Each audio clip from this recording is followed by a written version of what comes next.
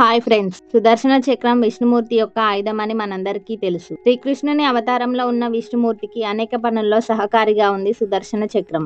ఒకసారి ఇంద్రుడి వజ్రాయుధాన్ని కూడా నిర్వీర్యం చేస్తుంది. దీంతో సుదర్శన చక్రం అనేక విషయాలకి తానే ఒక కొత్త కాంతిని అందించే శక్తినని ఆత్మవిశ్వాసం పెరిగింది. దాంతో సుదర్శన చక్రం ఒకసారి శ్రీకృష్ణుని ఒక ప్రశ్న అడిగింది. భగవంతుడా, ఈ ప్రపంచంలో నాకన్నా గొప్పవారు ఎవరైనా ఉన్నారా అని. ఆ సమయంలో శ్రీకృష్ణుడు సత్యభామతో ఉన్నాడు. మరోవైపు సత్యభామ శ్రీకృష్ణుడు తన కోసం స్వర్గం నుంచి పారిజాత పుష్పాన్ని తీసుకొచ్చాడని, తానే చాలా అందగత్తనని అహంభావంతో ఉంది. త్రేతాయుగంలో మీకు అర్ధాంగిగా ఉన్న సీత నాకన్నా అందంగా ఉండేదా అని అడుగుతుంది. ఈ మాటలతో సత్యభామ మాటల్లో ఉన్న అహంభావం శ్రీకృష్ణుడికి అర్థమవుతుంది. అప్పుడే గరుత్మంతుడు కూడా శ్రీకృష్ణుని ముందుకు వస్తాడు.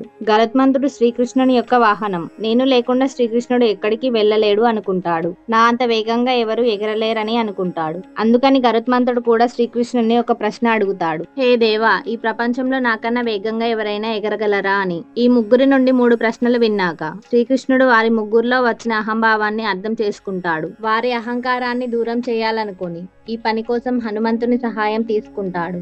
అందరికంటే ముందు గరుత్మంతుని అహంకారం దూరం చేయాలనుకుంటాడు. గరుత్మంతునితో హనుమంతుని పిలుచుకురమ్మని పంపిస్తాడు. అప్పుడు హనుమంతుడు హిమాలయ పర్వతంలో ఉంటాడు. శ్రీకృష్ణుడు అదే సమయంలో సత్యభామని సీతలా ముస్తాబావమని చెప్తాడు. ఎందుకంటే శ్రీరాముణ్ణి సీతను చూసేందుకు ఒక భక్తుడు వస్తున్నాడని చెప్తాడు. ఆ తర్వాత సుదర్శన చక్రం దగ్గరికి వస్తాడు.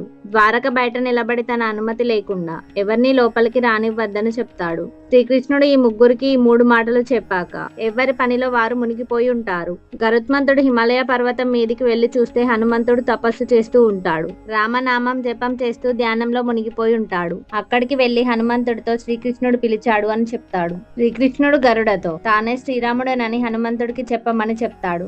గరుత్మంతుడు శ్రీకృష్ణుడే శ్రీరాముడని వివరిస్తాడు. శ్రీరాముడు గుర్తు చేశాడని చెప్తాడు. శ్రీరాముడి పేరు వినగానే హనుమంతుడు భావోద్వేగానికి లోనవుతాడు. రాముణ్ణి కలిసేందుకు సిద్ధమవుతాడు. అప్పుడు హనుమంతుడు, నీవు వెళ్ళు, నీ వెనకాల నేను వస్తాను అని అంటాడు. ఈ మాట వినగానే గరుత్మంతుడు చాలా వేగంగా ప్రయాణించి ద్వారకకి చేరుకుంటాడు. తీరా ద్వారకకి చేరుకోగానే గరుత్మంతుడు ఆశ్చర్యపోతాడు. కారణం ఏంటంటే తనకంటే ముందు హనుమంతుడు ద్వారకకి చేరుకొని శ్రీకృష్ణుని కలుస్తాడు. ఇంత దూరం ఇంత వేగంగా ప్రయాణించడానికి నాకు ఆయాసం వచ్చింది. అలాంటిది తనకంటే ముందే హనుమంతుడు ఎలా రాగలిగాడు అనే సందేహం కలుగుతుంది. దీంతో తన పొరపాటు, తన అహంభావం గరుత్మంతునికి అర్థమవుతుంది.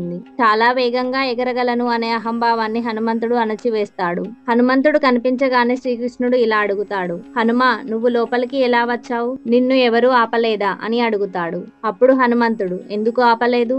వచ్చే దారిలో సుదర్శన చక్రం అడ్డుకుంది అని చెప్తాడు. వాదులాటకు దిగితే మిమ్మల్ని కలవడం ఆలస్యం అవుతుందని మింగేశాను అని చెప్తాడు. నోట్లో నుంచి సుదర్శన చక్రం తీసి శ్రీకృష్ణుడికి సమర్పిస్తాడు. ఇది చూసి సుదర్శన చక్రం తన పరిస్థితి ఏంటో అర్థం చేసుకుంటుంది. తను ఎంత పెద్ద తప్పు చేశానో తెలుసుకుంటుంది. ఎంత అహంభావంతో ప్రవర్తించానో అర్థం చేసుకుంటుంది. తన వ్యవహార శైలికి క్షమించమని శ్రీకృష్ణుడిని వేడుకుంటుంది.